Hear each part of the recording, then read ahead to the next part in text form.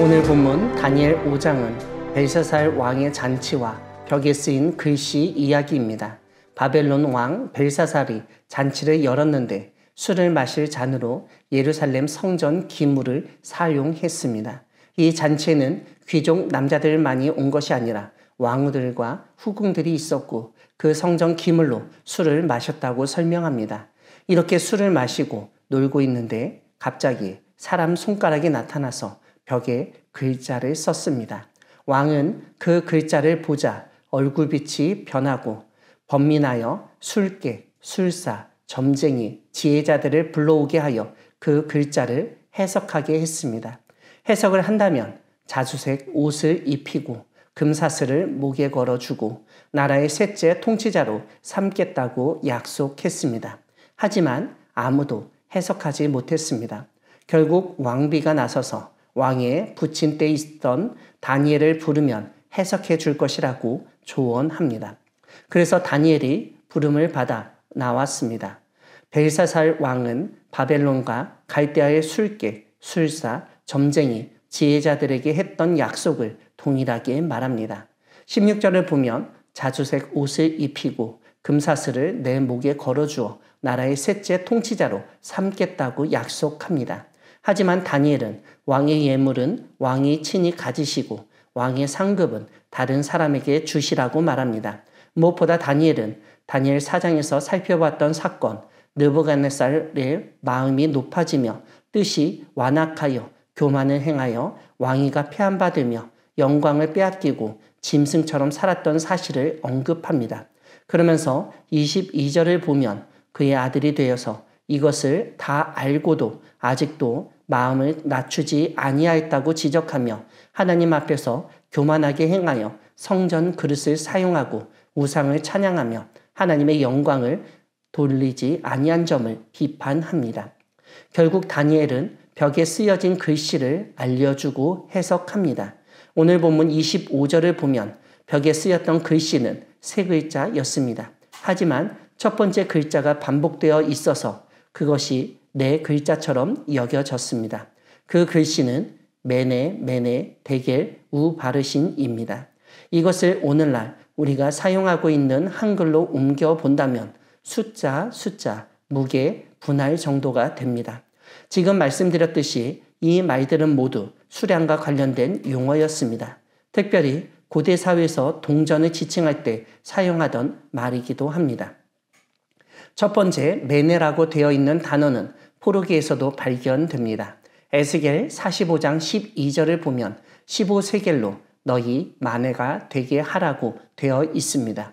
오늘 본문에 나오는 데겔은 세겔과 같은 말입니다. 지금도 이스라엘의 기본 화폐 단위가 세겔입니다. 이러한 세겔이 많이 모이면 마네가 된다는 사실을 에스겔서가 알려준 것입니다. 그런데 마네 말고도 신약을 보면 문화라고 되어 있는 무게, 화폐 단위가 나타납니다. 누가복음 19장을 보면 열문화 비유가 있습니다.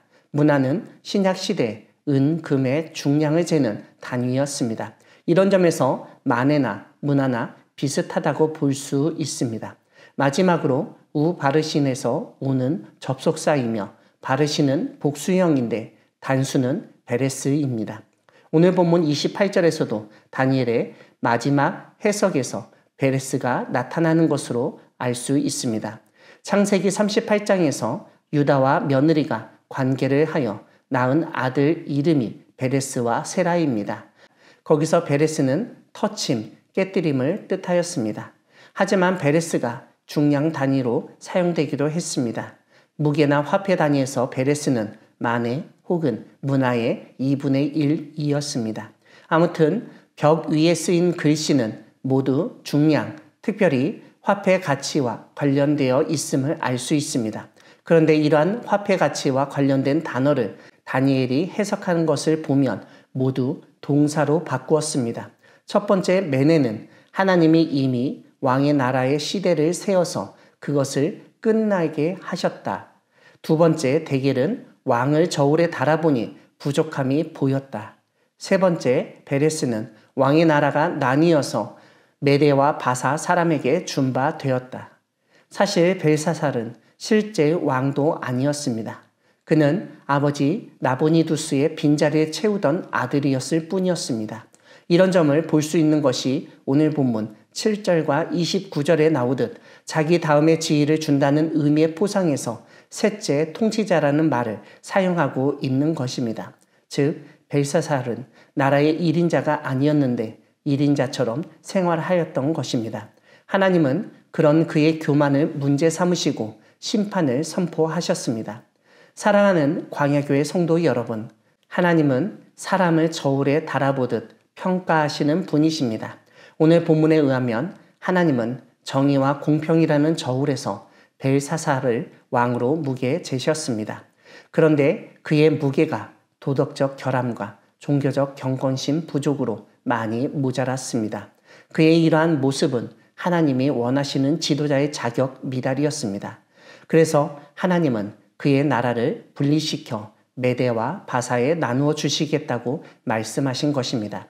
이런 점에서 벽에 쓰여진 글씨는 하나님이 벨사살을 보았을 때 함량 부족이었기 때문에 나라를 쪼개어 다른 나라들에게 주시겠다는 뜻이었습니다.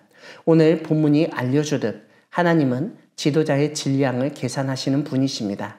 함량이 미달이 되었다면 우리의 지도자 역시 벨사살과 같은 심판을 당할 것입니다. 벨사살은 그 다음날 죽임을 당하였고 말씀처럼 메대 사람 다리오가 나라를 얻었습니다. 하지만 오늘 말씀이 단순히 지도자에게만 주신 경고, 말씀이라고 생각해서는 안 됩니다. 이 말씀은 바로 우리에게 주신 말씀입니다. 그러므로 우리는 언제나 나 자신이 하나님 보시기에 기준 미달로 여겨지지나 않을까 두려운 마음으로 자신을 살펴보아야 합니다.